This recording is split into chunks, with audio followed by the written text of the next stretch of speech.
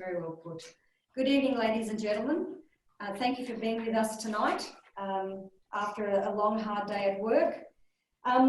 Wills, I'll get straight into it. Wills. Why do a will? Well, there are 4 fundamental reasons for doing a will. If you don't do a will, you don't get to choose the person to execute your wishes, your executor. If you don't do a will, you lose the opportunity to control your estate and how the estate goes to the heirs. You lose the opportunity to protect your heirs. So a will can be the best asset protection that you can give to your heirs. And lastly, you lose the opportunity to give your heirs the best simple and effective tax minimisation. So the slide that you have on the screen at the moment gives you your typical scenario where husband wants to leave everything to the wife to the husband, and then to their kids equally, and then to the grandkids. And if there's none of the above, then usually to the rest of their family, such as their parents or siblings, nephews, nieces, friends, etc. Now, there are 3 main types of wills. You have your straightforward will, which we call your give will here in this office, where you give the estate directly to your heirs, the beneficiaries of your estate. There's also a testamentary trust will, and there's also a life estate will, which Claire will cover. And I'll deal with a give will and a testamentary trust will. Next slide. So Brian's case. Brian's case is a case that we had in our office where we had husband, wife, and only son Brian. Husband did a will leaving everything to his wife. And if she were to pass away beforehand, it would go to their only son, Brian, and vice versa. Wife did a will leaving everything back to the husband, and if he were to pass away, it would go to their son, Brian.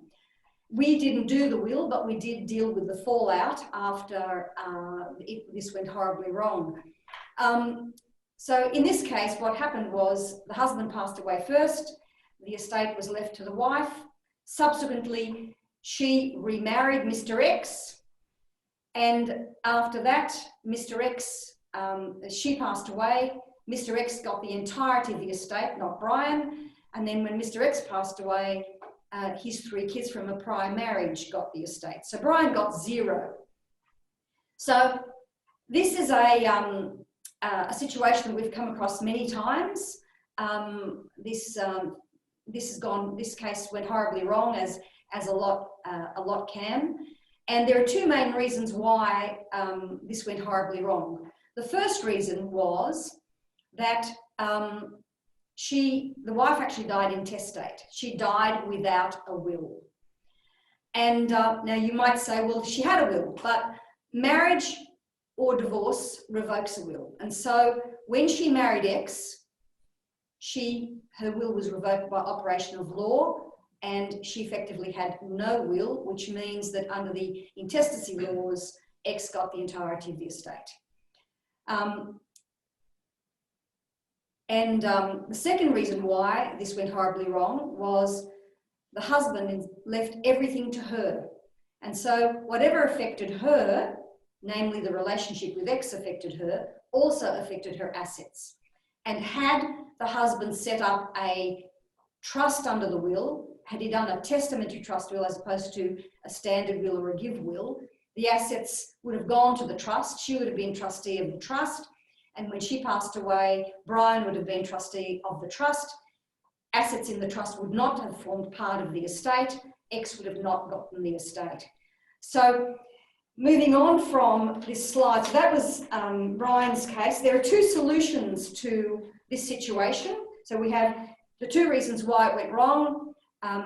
She died without a will, and secondly, the assets were in her name. And so there are 2 solutions to deal with this situation. And if we then move to, so just before we go on to the solutions, Brian said to me that had his mother known that she had no will, she would have done a new will leaving everything with him. If that had been the case, that still wouldn't have saved Brian, because X would have been able to make a claim on the estate and get almost the entirety of the estate, because under the family provision legislation, both in New South Wales and Victoria, spouses are at the top of the list and he would have been able to make a claim on the estate and receive the entirety of the estate.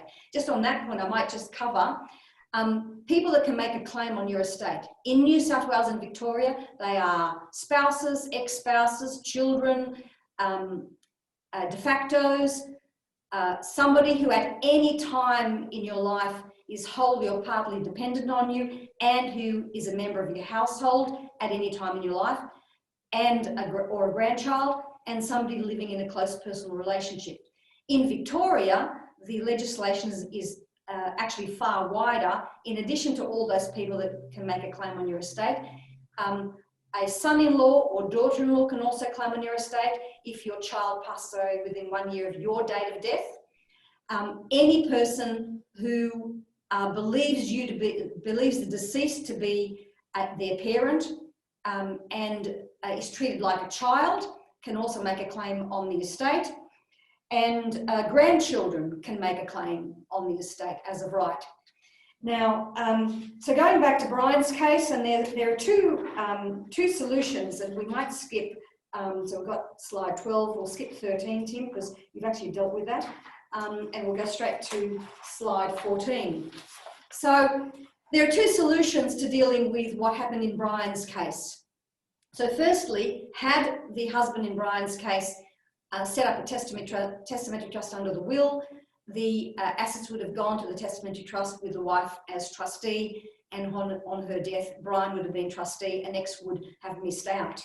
So that's one solution, a testamentary trust.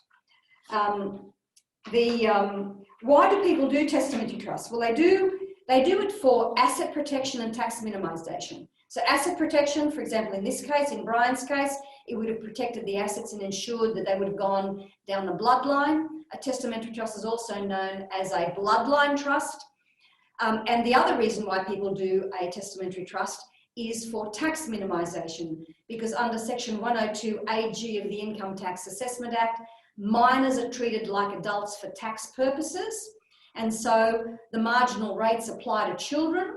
So if you have a spouse and 2 children, if the deceased passes away, leaving a spouse and 2 children, they effectively have the tax-free threshold times 3, 18,200 times 3. So effectively income coming from the estate can be used by the heirs and income split, and tax wouldn't be paid until you get to about almost $60,000. And just to give you an example, the top tax rate wouldn't come in until about $540,000. So there is exponential tax advantages in a simple way. Now, what is the rationale behind section 102 AG? The rationale is that minors shouldn't be punished as a result of an act of God. And our understanding is, well, that legislation has been around since about 1936. And we don't believe that it's going to be going anywhere, because no one dies to get a tax advantage, so there's no revenue loss there. And testamentary trusts have for many, many years been the source of assisting families to catapult into future wealth creation because of the significant simple tax advantages that are delivered. So 2 solutions to Brian's case. So one was a testamentary trust will. And if we go then to slide 16, thank you, Tim. So slide 16 sets out how a general scenario on the testamentary trust will might look. So the husband will do a will where he sets up a trust for each child, and the wife is trustee of each of those trusts. And on her death, the relevant child takes over their trust at a certain age and becomes trustee of that trust, and so forth down the bloodline, down to grandchildren and so forth. And the wife's will is similar. Now, a very good point about testamentary trusts.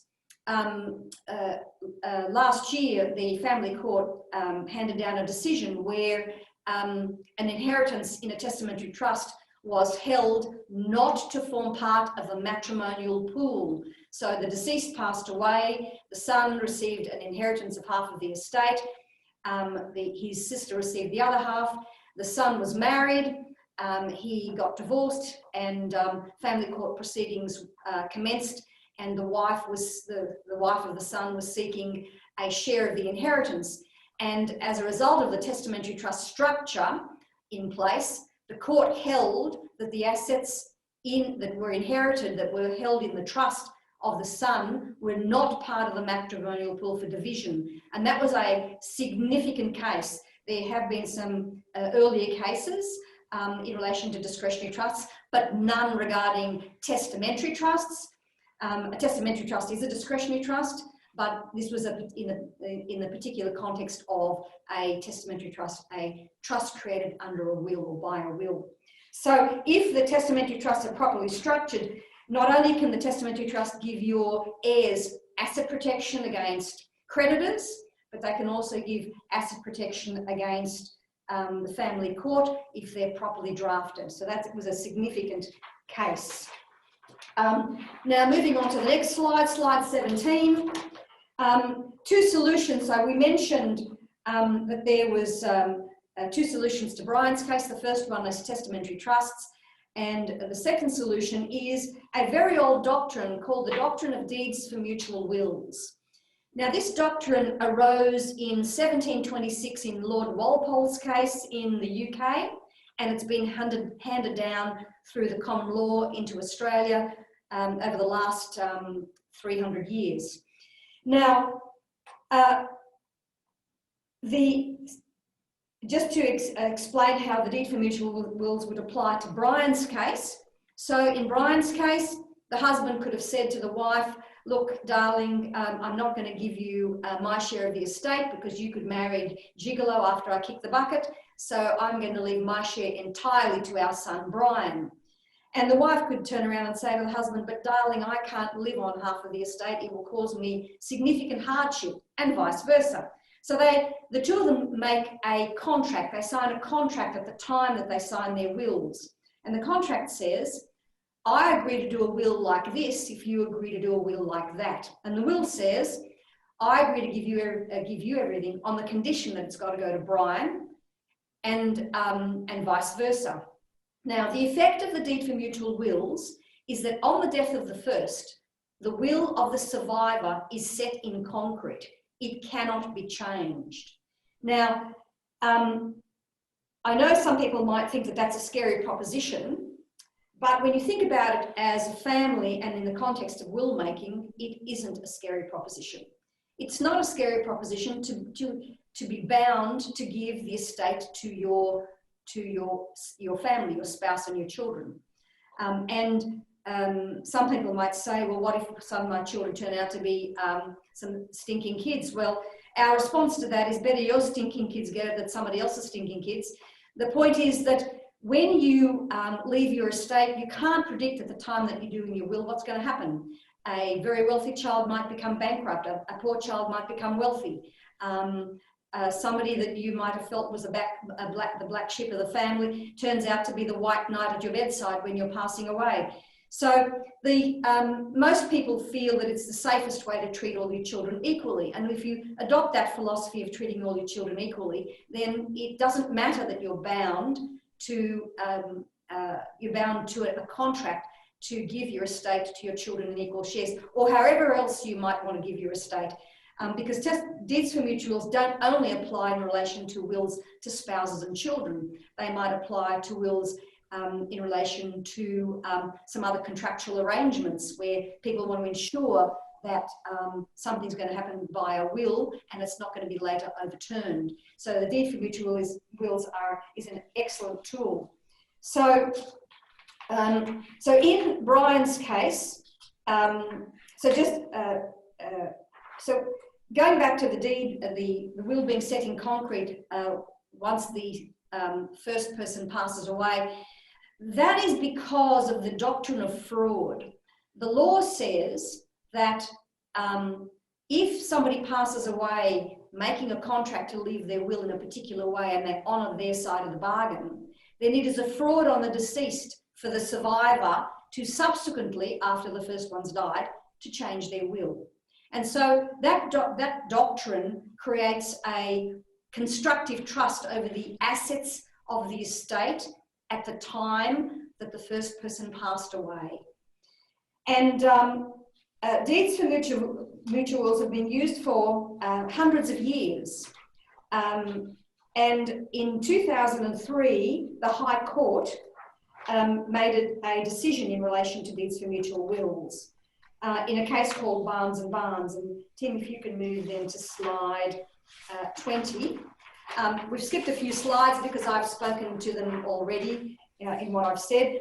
But in 2003, the High Court had to adjudicate on a deed for mutual wills where the father had left everything to the mother, mother to the father, and on the death of both of them, it was to go in a particular way. The son was to get a farm, and the daughter was to get the balance of the estate. And the farm, of course, was the lion's share of the estate, and the daughter challenged the deed for mutual wills.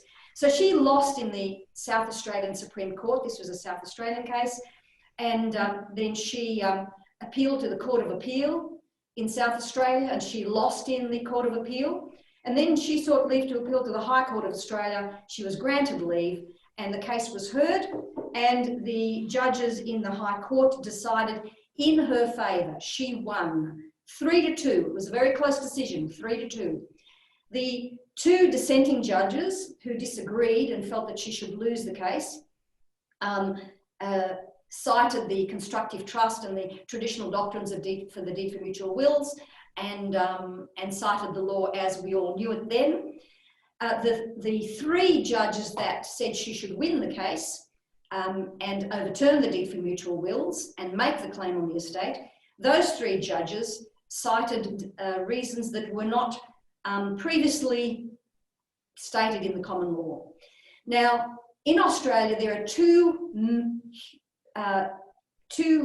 large authorities in relation to deeds for mutual wills, Professor Julie Cassidy and Professor Rosalind Croucher.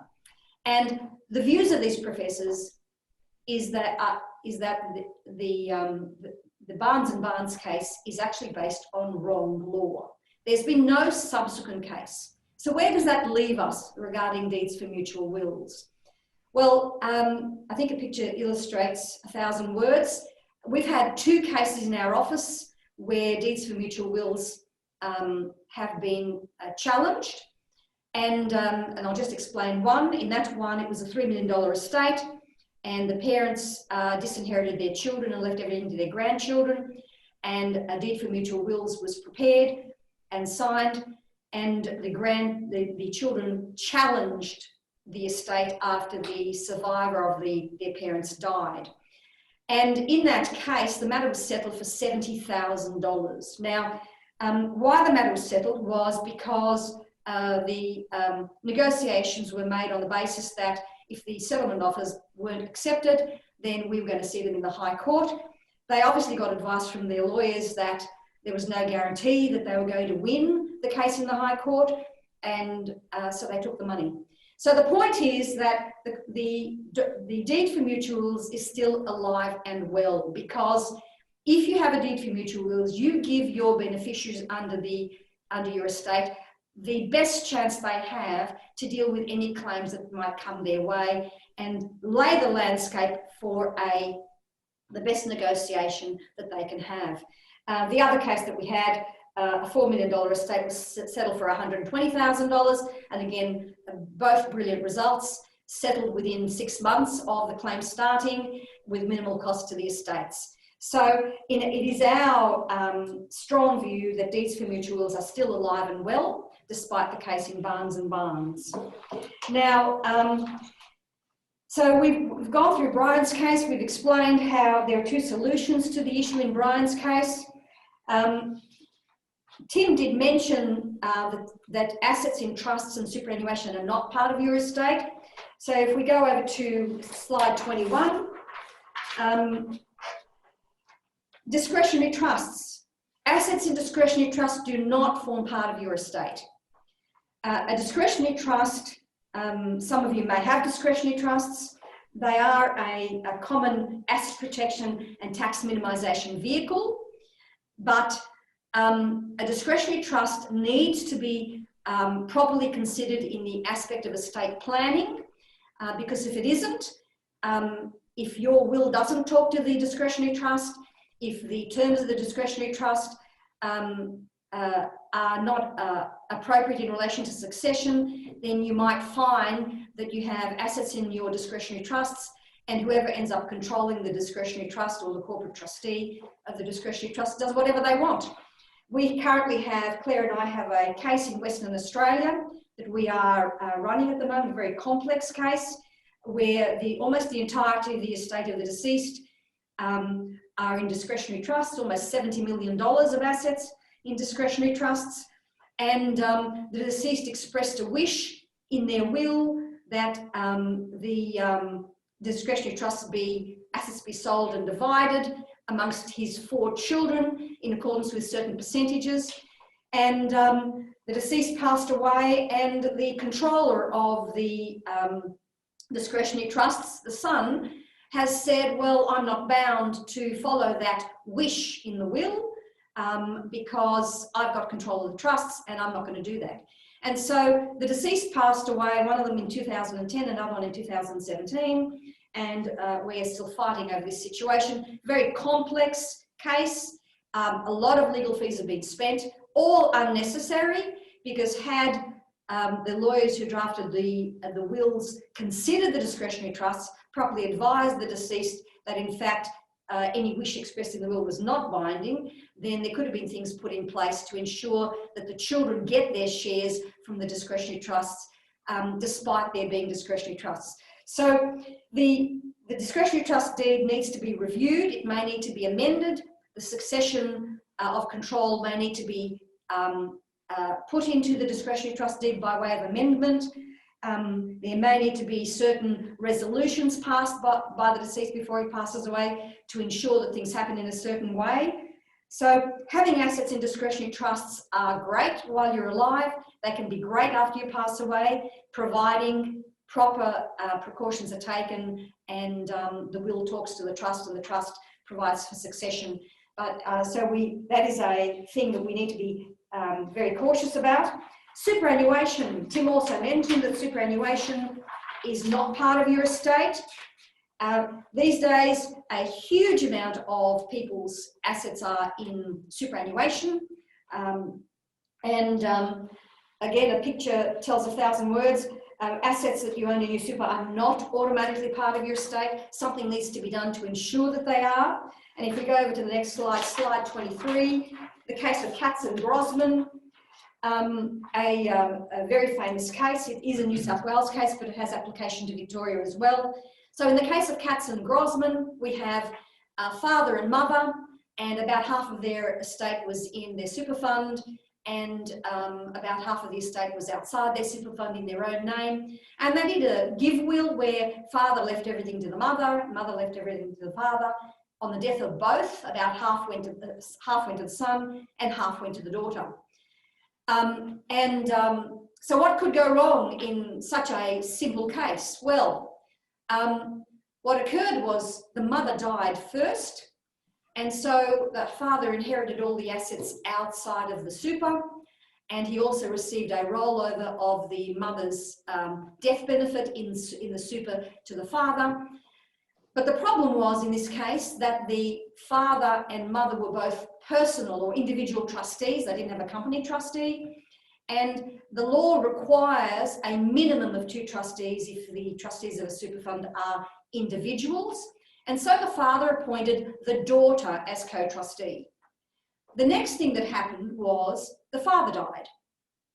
And the daughter then promptly appointed her husband as the co-trustee of the super fund. She did not appoint her son, which she could have, but she didn't. And the case arose when the son took the daughter to court, seeking an order that the appointment of her husband as co-trustee was invalid. And he lost the case. So she and her husband were the sole trustees of the super fund. They distributed the estate to the assets in the super fund to her, and the net effect of all of this was under the will, the son got half of the estate outside super, the daughter got the other half, and the daughter got the entirety of the super fund, and the net effect was she effectively got 3/4 of the estate and the son got a quarter. Very unjust situation that it can easily happen. How could it have been avoided? Well, firstly, you should have a company trustee, because then you can have a company trustee with yourself as sole director. You don't need two directors if you have a corporate trustee. Secondly, there needed to be a binding death benefit nomination, or a super fund will, as we call it, in place. In order for that to be effective, the super fund trust deed needs to be reviewed. There needs to be provisions in the deed providing for a binding death benefit nomination, providing that it is binding on the trustee, but if it's a non-binding one, the trustee of the super fund can still do what they want. So, and lastly, it has to be non-lapsing. Otherwise, these nominations lapse after 3 years. So, with a little bit of caution, these problems can be avoided. I hope that I've been able to clarify some issues. I'm going to hand you over to Claire. If there are any questions about these intricate areas, then as Adrian said at the beginning, please email us or call Adrian, or email Adrian, and we'll be very happy to address any questions. Thank you, Claire.